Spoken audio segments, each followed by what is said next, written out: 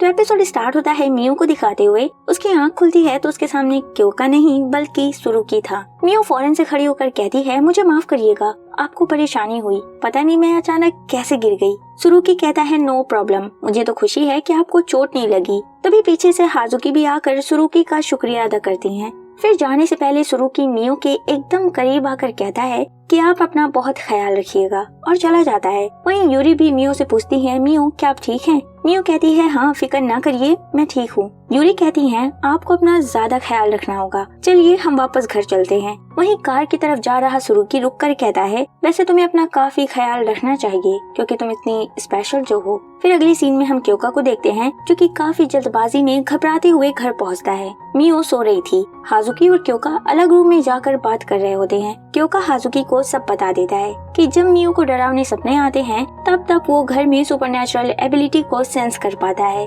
हाजुकी कहती है, ऐसा भी तो हो सकता है कि उसूबा परिवार का कोई कहीं दूर से मियो पर सुपरनैचुरल एबिलिटी यूज कर रहा हो। क्योका कहता है, हाँ मैंने भी पहले ऐसा ही सोचा था, लेकिन घर के बैरियर के टूटने का कोई निशान नहीं होता है, जिसका मतलब है कि सुपरनैचुरल एबिलिटी घर के बाहर से यूज नहीं की जा रही है और मेरे ख्याल से इसका सीधा संबंध है मियो का उसूबा परिवार से होना। क्योका बताता है कि मियो की माँ उसूबा परिवार से बिलोंग करती थी, जिनकी शादी सायमोरी परिवार में हुई थी और मियो उनकी ही बेटी है, लेकिन मियो के पास कोई सुपरनैचुरल एबिलिटी नहीं है। हाजुकी कहती है, मैं तो सोच भी नहीं सकती थी कि मियो उसूबा परिवार से है। क्योका कहता है, मुझे लगता है कि मियो के शरीर में दौड़ रहा उसूबा परिवार का खून उसे नुकसान पहुंचा रहा है। हाजुकी कहती है, पर अभी क्यों, बचपन से क्यों नहीं? क्योका कहता है, पता नहीं, मुझे भी कुछ समझ नहीं आ रहा। हाजुकी पूछती हैं, तो क्या मियो को उसूबा परिवार के बारे में पता है? क्योका कहता है, नहीं, बचपन में ही उसकी माँ गुजर गई थी, तो मुझे नहीं लगता कि उसे उसूबा परिवार के बारे में कुछ भी मालूम होगा,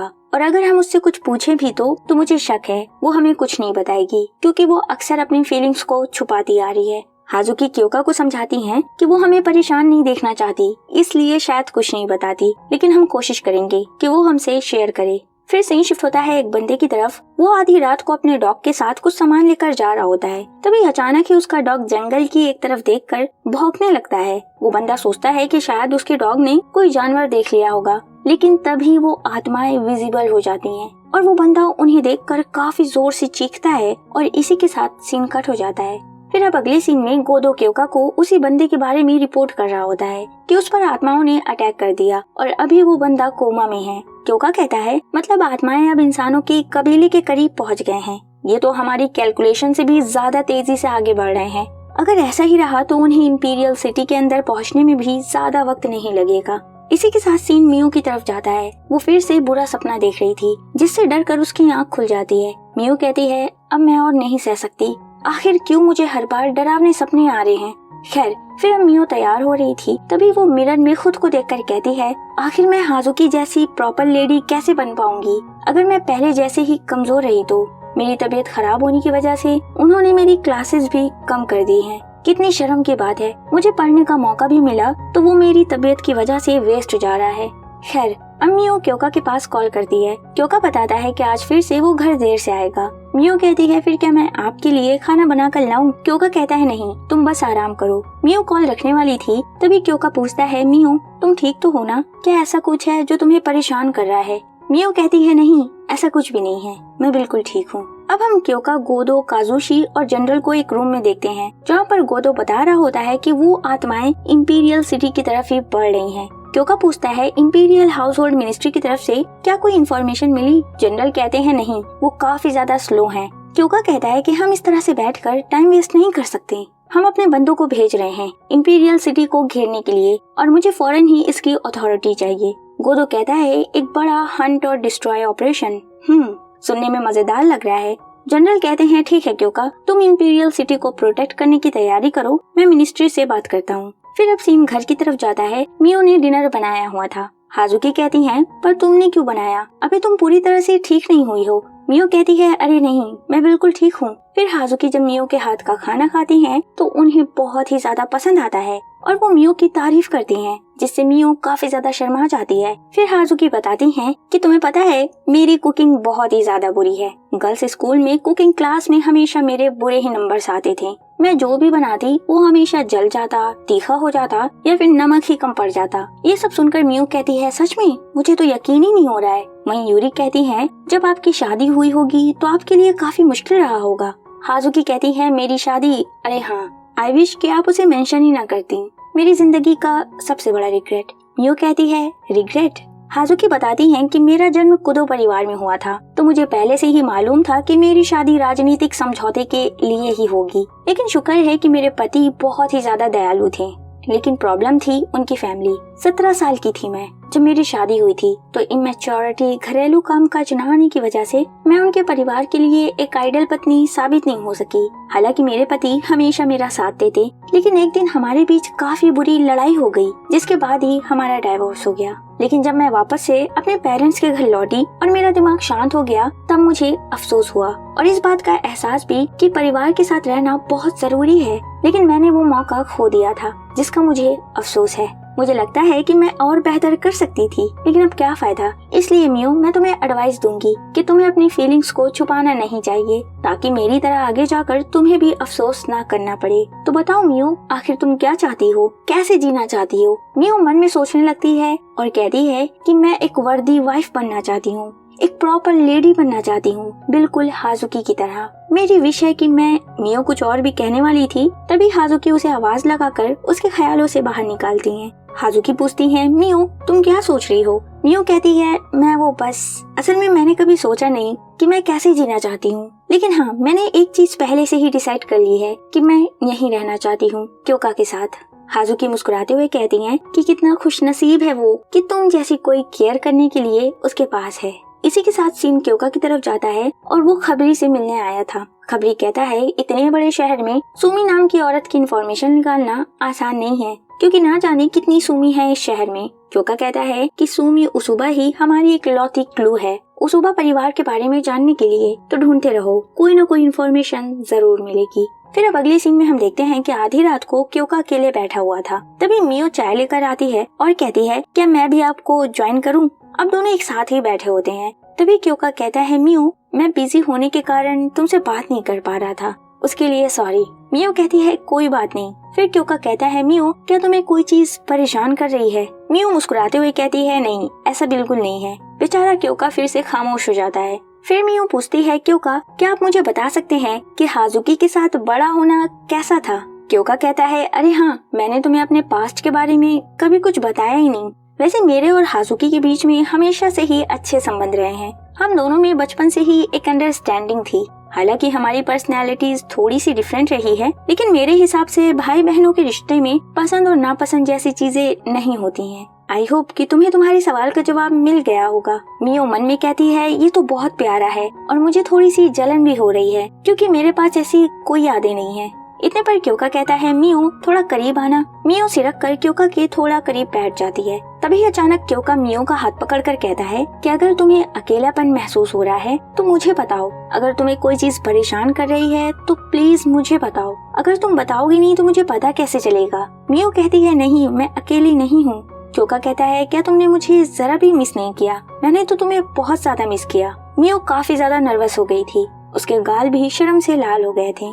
फाइनली मियो कह ही देती है, जी हाँ, मैंने आपको बहुत मिस किया। क्योका मुस्कुराते हुए कहता है, फिर पहले क्यों नहीं बताया? और मियो को गले लगाकर कहता है कि तुम मुझसे अपनी सारी फीलिंग्स और इमोशंस को शेयर कर सकती हो। मैं हमेशा यहीं तुम्हारे पास हूँ। तुम थोड़ी सी सेल्फिश बनो, मैं सह लूंगा, लेकिन मैं चाहता हूँ कि तुम मुझ पर पूरी तरह से भरोसा रखो।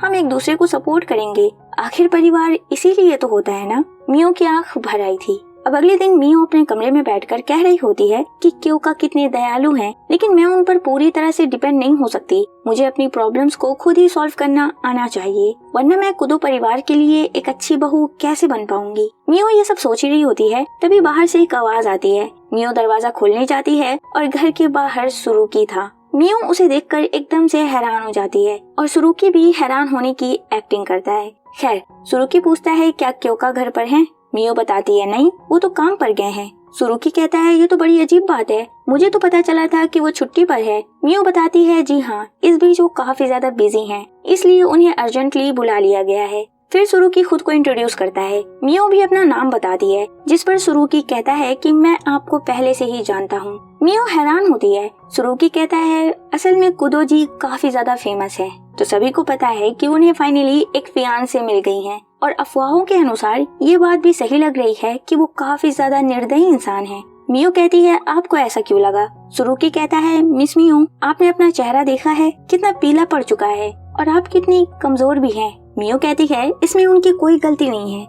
फिर सुरुकी आगे भी क्योका की काफी बुराई करता है, जिस पर मियो कहती है बस करिए, आप कुछ नहीं जानते। चिल्लाते हुए अचानक ही मियो का सर दुखने लगता है। सुरुकी माफी मांग लेता है और जाने से पहले मियो से कहता है वैसे मैं आपको एक काम दे सकता हूँ जिसे सिर्फ आप ही कर सकती हैं। सुरुकी मियो को अपना बिजनेस कार्ड देता है और कहकर चला जाता है कि फिर मुलाकात होगी। वहीं मियो सोचती रह जाती है कि एक काम जिसे सिर्फ वो कर सकती है। फिर सिंह क्योका की तरफ जाता है और वो सुरुकी का ही इंतजार कर रहा था। गोदो कहता है देखा वो लेट हो गया ना। क्योका कहता है छोड़ो, हम उसके बिना ही तैयारी शुरू कर देते हैं। अगली सीन में हम देखते हैं कि सुरुकी आ गया होता है और मीटिंग चल रही थी। सुरुकी क्योका को अथॉरिटी दे देता है जिससे क्योका फ्रीली ऑपरेशन को अंजाम दे सकता है। क्योका कहता है ठीक है, फिर इससे पहले कि इंपीरियल सिटी को और भी ज्यादा नुकसान हो, हम सिचुएशन को संभालने की कोशिश करेंगे। अब रूम से बाहर निकलकर सुरुकी बताता है कि मैं इस वजह से लेट हो गया क्योंकि मुझे लगा कि तुम्हारी छुट्टी है और मैं गलती से तुम्हारे घर चला गया था जहाँ पर मैं तुम्हारी फियांसे से मिला। ये सुनकर क्योका थोड़ा सा गुस्से में आ जाता है। सुरुकी आगे कहता है कि उसने मुझे काफी पोलाइटली ग्रीट किया। तुम्हारी फियांसे तो बेस्ट है, लेकिन जिस तरह से तुम उसे ट्रीट कर रहे हो मैं उसे नजरअंदाज नहीं कर सकता। क्या तुमने उसका चेहरा देखा? कितना पीला पड़ चुका है और कितनी कमजोर है वो। और हाँ, मैंने बताया नहीं कि मैं उससे टाउन में भी मिला था जब वो लगभग बेहोश होकर गिरने ही वाली थी। देखो ना, इतने बुरे वक्त पर भी तुम उसके साथ नहीं हो। ये इस बात का प्रूफ है कि तुम्हें उसकी कोई फिक्र नहीं है। खैर, ये मेरा मसला नहीं है, लेकिन अगर तुम्हें कभी भी कोई हेल्प चाहिए होगी तो मुझे कॉल जरूर करना, शायद मैं तुम्हारी कुछ हेल्प कर सकूं। अब इसके बाद हम क्योका को फोन पर खबरी से बात करते हुए देखते हैं। वो खबरी बताता है कि उसे एक औरत के बारे में पता चला है जिसके जन्म और परिवार के बारे में कोई रजिस्ट्रेशन नहीं हो रखा है, जिसका नाम है सुमी सुरुकी। ये नाम सुनते ही क्योका को धक्का लगता है। अराता सुरुकी, कुछ याद आया? क्योका फौरन से अराता सुरुकी का बिजनेस कार्ड निकालता है और उसे समझ आ चुका था। क्योका फौरन ही घर पहुंचता है और वो देखता है कि मियो किचन में खाना बना रही थी। वो अपने ख्यालों में बिल्कुल ही खोई हुई थी। क्योका उसे जोर से आवाज लगाता है, तब जाकर मियो होश में आती है। वो कहती है मुझे माफ करिएगा, मैं आपको ग्रीट करने नहीं आ सकी। क्योका कहता है मियो आखिर क्यों तुम्हारा वेट इतना कम होता जा रहा है? क्यों तुमने मुझे नहीं बताया कि तुम टाउन में बेहोश हो गई थी? तुम्हें लगता है कि मुझे मालूम नहीं कि तुम्हें हर रोज डरावने सपने आते हैं? मैंने तुमसे कहा था ना कि तुम मुझसे हर एक बात शेयर कर सकती हो, मुझ पर भरोसा कर सकती हो, फिर भी तुमने मुझे कुछ क्यों नहीं बताया? क्या मैं भरोसे के लायक नहीं? मियो फौरन से जवाब देती है नहीं, ऐसी बात नहीं है, आप बहुत ही ज्यादा बिजी थे और मैं आपको परेशान नहीं करना चाहती थी। क्योका कहता है कि देखो खुद को, कितनी ज्यादा थक चुकी हो, मुझे नहीं पता था कि ऐसा होगा, वरना मैं तुम्हें पढ़ने की परमिशन देता ही नहीं। मियो रोते हुए कहती है कि आप ऐसा कैसे कह सकते हैं? क्योका को भी फौरन रियलाइज हो जाता है कि उसे ऐसा नहीं बोलना चाहिए था। तभी मियो कहने वाली थी कि मैं तो बस। मियो अपनी बात पूरी कर पाती उससे पहले ही वो बेहोश हो जाती है। क्योका कहता है कि सबसे बुरी बात जो मैं मियो से कह सकता था मैंने वो कह दी। आखिर मुझमें और सायमोरी परिवार में क्या फर्क रह गया? सुरुकी बिल्कुल सही था। तभी क्योका को मियो के पास से सुरुकी का बिजनेस कार्ड भी मिलता है। अगले ही पल क्योका मियो को कार में कहीं लेकर जा रहा था और वो कहता है कि आज मैं सुरुकी से सारा सच जान ही लूंगा। क्योका कसम खाता है कि वो ही मियो की सफरिंग को खत्म करेगा। और इसी के साथ ये एपिसोड यहीं पर खत्म हो जाता है।